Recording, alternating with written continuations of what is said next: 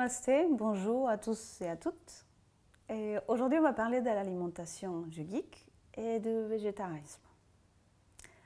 Donc, l'alimentation yogique, c'est une alimentation équilibrée, c'est une alimentation végétarienne. Et pourquoi? Parce que les yogis cherchent cette énergie équilibrée, cette pureté dans les aliments pour bien nettoyer le corps et de ces processus de nettoyage qu'on fait en pratique, comme le yoga, la méditation, à travers la nourriture, et aussi équilibrer et purifier les mentales, les pensées. Donc l'alimentation, le végétarisme, c'est une alimentation en quoi on va donner préférence aux légumes, tout simplement. On ne va pas consommer de la viande, c'est l'alimentation yogique. Pourquoi? Il y a différentes raisons. Mais dans le végétarisme, on va juste se nourrir des nourritures qui est équilibrée, qui est pure, qui est frais et qu'on prépare soi-même. Pourquoi? Parce qu'on essaye d'avoir davantage les prana, l'énergie qu'il y a dans ces aliments. Donc il y a trois types différents, ou même plus, des pratiques de végétarisme. D'abord les végétariens de base, ce qu'on peut comprendre comme végétarien, c'est des gens qui consomment que des légumes. Et il y a aussi les lacto-ovo-végétariens, par exemple, qui consomment des œufs et qui consomment des produits laitiers. Dans l'hindouisme, en Inde, la plupart des gens, ils sont lacto-ovo-végétariens. Parce que dans la culture, c'est ces ingrédients qu'on utilise aussi pour leur qualité de pureté, en fait, pour nettoyer le corps. Donc il y a des autres pratiques aussi, comme les végans, tout simplement. C'est des gens qui ne consomment aucun produit animal, même pour l'usage personnel, comme un sac en cuir, des chaussures. Ça, c'est les personnes qui respectent vraiment en extrême les animaux. C'est quelque chose de très important aussi pour les yogis, mais dans certaines pratiques de végétarisme, on peut consommer des produits d'origine animale. L'alimentation yogique est végétarienne parce que le premier principe dans lequel on s'appuie, en fait, c'est dans la philosophie Vedanta. La philosophie Vedanta, c'est une philosophie de non-dualité. Donc, dans cette philosophie, on parle de l'idée qu'on est tous un, on est une unité. Donc, tuer un animal pour le manger, ça va contre ce principe. Donc, ce principe, on l'appelle ahimsa. C'est un mot en sanskrit, que ça veut dire la non-violence. Donc, ça, c'est la raison primordiale pour laquelle les yogis sont végétariens.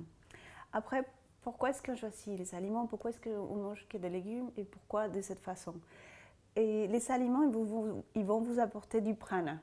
Qu'est-ce que c'est les prana? Les prana, c'est une énergie vitale, c'est l'énergie vitale. C'est l'énergie qu'il y a partout dans vos aliments, dans l'air, dans les souffles, dans la nature, et qui coexiste, qui existe partout, que vous pouvez percevoir partout.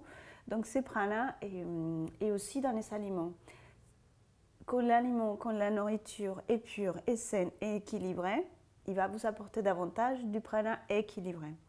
Ça, il aura un impact tout de suite dans votre corps physique, vous aurez beaucoup mieux santé, une bonne santé, mais aussi sur votre mental.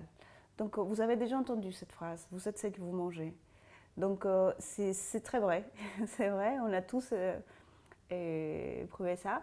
Et si vous mangez des aliments qui vous apportent une énergie équilibrée, qui sont frais, qui sont préparés à la maison et qui sont purs, vous auriez des pensées beaucoup plus élevées. Si votre alimentation est plutôt à des heures qui ne sont pas fixes et trop salées, trop épicées, trop gras, trop lourd, vous auriez une espèce de léthargie qui va s'installer dans le corps, évidemment dans vos pensées. C'est pour ça que les végétariens, les yogis sont végétariens et ils choisissent toujours des aliments qui soient hauts et purs en prana, en énergie. Alors dans la nature, les yogis, on parle des gunas. En fait, c'est trois qualités que vous trouvez dans la nature et partout, et dans les mentales, dans le corps, dans les saisons de l'année, partout. Donc ces trois gunas, c'est sattva, que c'est la guna la plus équilibrée, la plus pure. Après, il a rajas, que c'est une énergie éparpillée, mais qui a beaucoup d'énergie. Et puis tamas, que c'est une énergie plus basse. Donc, on a dans l'alimentation yogique, on donne priorité évidemment aux aliments sattviques, ceux qui nous apportent plus de sattva.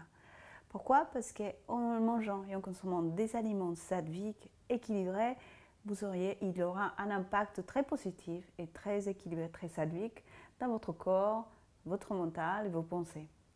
Donc vous avez aussi ces aliments, vous pouvez les classifier évidemment en 3, sattva, rajas et tamas. Les aliments sattviques, c'est ceux qui sont purs, qui sont frais, les légumes que vous cuisinez vous à la maison, et des graines, des céréales. Dans l'hindouisme, le lait est considéré aussi sattvique, le miel, les tisanes, tous les légumineuses, les herbes fraîches, tout ça c'est sattvique. Après, il y a des éléments rajasiques qui vont un peu plus, plutôt agiter les mentales et qui vont vous mettre dans un état rajasique, des mouvements, d'éparpiller. Et c'est par exemple les aliments qui sont très salés, les aliments qui sont très épicés, très acides en excès en fait, ou des aliments qui peuvent stimuler et des stimulants tout simplement, qui peut faire avoir un effet dans votre système nerveux, par exemple les cafés, les thés, et tout ça c'est considéré des aliments, des produits rajasiques. Aussi si vous mangez rapidement, comme ceci, parce que vous n'avez pas le temps, c'est rajasique. Donc vous n'auriez pas une digestion, une absorption de prana, d'énergie dans vos aliments corrects. Et la troisième guna, c'est tamasique. Donc les aliments tamasiques, c'est ces aliments qui sont déjà très vieux, qui traînent dans le frigo depuis longtemps, et des aliments qui sont, par exemple, les plats préparés que vous devez réchauffer, qui sont énormément de sel, qui sont beaucoup de graisse, qui ne sont pas frais, qui sont en boîte, qui sont surgelés. Je sais, c'est très pratique les choses surgelées. Vous cuisinez, vous n'avez pas le temps, surgelé, vous le cuisinez. C'est bon, peut-être que vous trouverez ces goûts, mais l'énergie, les prana n'est pas là. En tout cas, pas pour les yogis. Donc, en deux priorités, pour élever notre taux, notre niveau d'énergie dans le corps et le mental, aux aliments sattviques.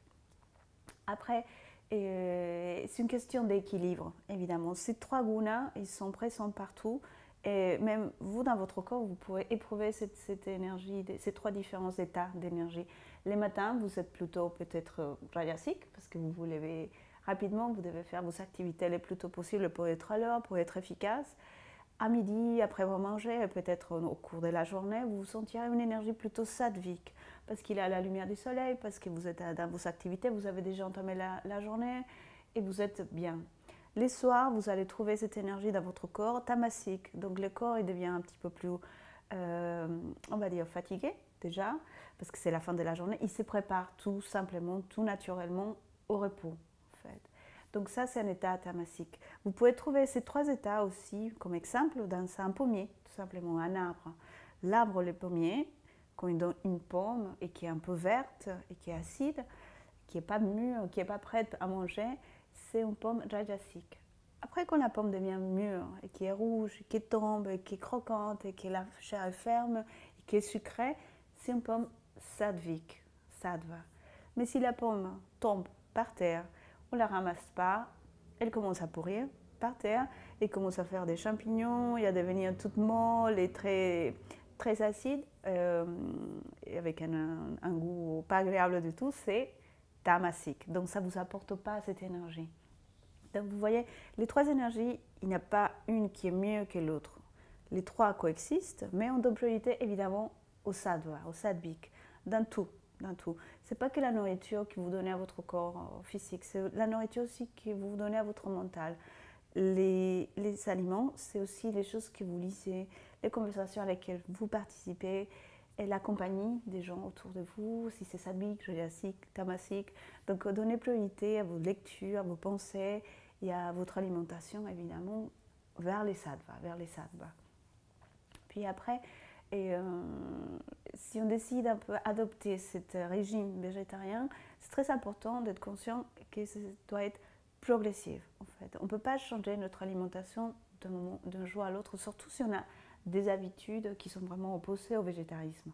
Donc, si vous consommez la viande, par exemple, 2-3 fois par semaine, vous pouvez commencer pour la consommer juste une fois. Et puis, remplacer petit à petit vos aliments pour quelque chose qui donne envie de manger.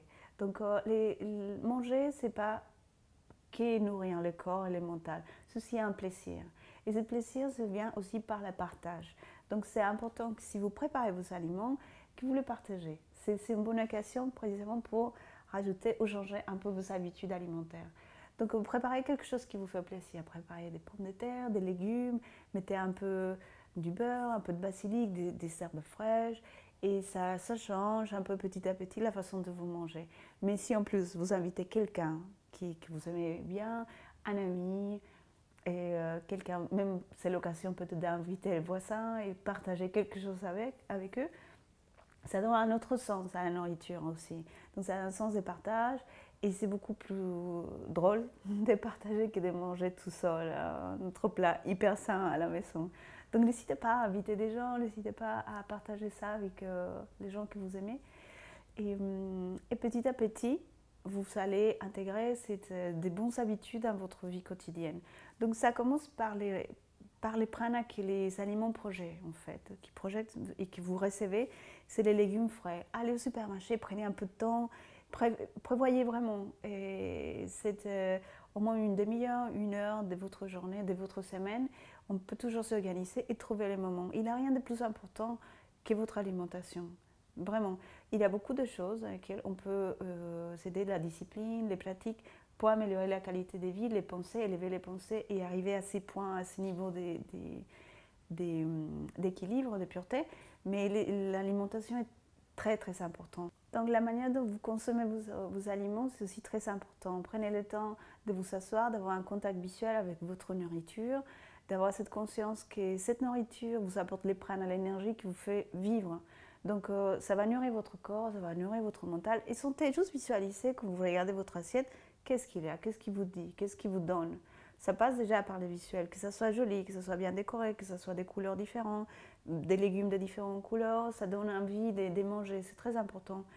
Donc ayez ce contact visuel déjà avec votre nourriture, mangez-la avec conscience, prenez quelques minutes de silence vraiment pour sentir comment est-ce que vous mangez, la texture, l'odeur, les goûts, comment est-ce que vous l'avalez, comment est-ce qu'il arrive à votre corps et vous absorbez cette énergie davantage. Et après, pendant le repas, vous pouvez tout simplement manger lentement, avec conscience.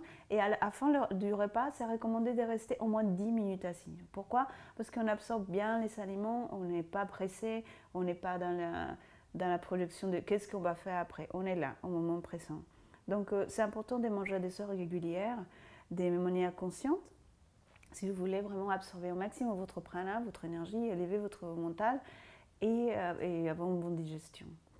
Une question qui vient très souvent quand on décide peut-être d'adopter ce régime végétarien, et c'est comment se procurer des protéines de bonne qualité. Comment est-ce que je ne peux pas avoir des carences. C'est commun entre les yogis et les végétariens d'avoir des carences. Donc les gens, au fil du temps, en fait, depuis le début des civilisations, ils se sont rendus compte qu'il y a une combinaison d'aliments très importants qui apportent l'énergie. Donc ça, c'est les céréales avec les légumineuses. Vous allez le trouver dans beaucoup de cultures, cette combinaison, en différentes formes. Haricots, riz, pois chiches, semoule, il y a des autres combinaisons différentes. Donc les lentilles en Inde sont un aliment de base avec les riz, par exemple. Donc si vous consommez dans votre repas de midi, que c'est le plus important, le plus consistant, cette combinaison, ça vous apporte des vitamines, des protéines de très bonne qualité. Pour qu'une protéine puisse être formée, il vous faut différents acides aminés, en fait. 8 en réalité. Donc cette combinaison, ça vous apporte vraiment les 8 acides aminés qu'il vous faut pour les protéines. Il ne faut pas manger plus pour avoir plus de protéines. Ça, c'est une fausse idée.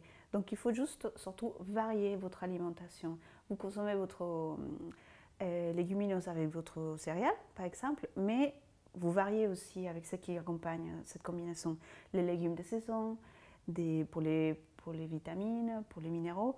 Vous pouvez aussi consommer des fruits entre le repas, pas après ou avant le repas, entre le repas, des fruits qui vous apportent des vitamines aussi, l'énergie, et donner évidemment priorité à des choses frais qui sont préparées aujourd'hui, qui ne traînent pas au frigo, que vous préparez, vous consommez les jours même. Et c'est important aussi les herbes fraîches, par exemple, dans votre alimentation. Rajoutez pour vous donner un bon dose de vitamine C à votre corps pour aider les faire fixer dans votre corps également. Donc ça nous oblige qu'on est intéressé et qu'on est décidé d'échanger nos habitudes alimentaires. On est quand même aussi mené en fait dans cette chemin d'enquête en fait. Donc on regarde sur internet, on regarde un peu de livres, il y a beaucoup d'ouvrages qui sont très utiles par rapport au végétarisme. Comment est-ce que vous pouvez intégrer ça de manière lentement dans votre alimentation, progressive dans votre alimentation. Il faut être patient, il faut toujours aller petit à petit, pas à pas, remplacer petit à petit vos mauvaises habitudes alimentaires pour des bons. Et vous allez éprouver très rapidement les bienfaits d'une alimentation équilibrée. Pas que sur votre corps, sur votre sommeil, votre digestion et votre mental. Des bonnes pensées positives. Et les buts, évidemment, de toutes ces pratiques de yoga, de méditation, la bonne alimentation, la bonne relaxation, c'est la paix intérieure, c'est l'équilibre, c'est la paix du mental, c'est retrouver cette lumière intérieure, c'est ressourcer, c'est recharger et bon, pourquoi pas l'éveil, c'est la quête de soi. Voilà. Donc je vous souhaite une très bonne cuisine et à bientôt. Merci.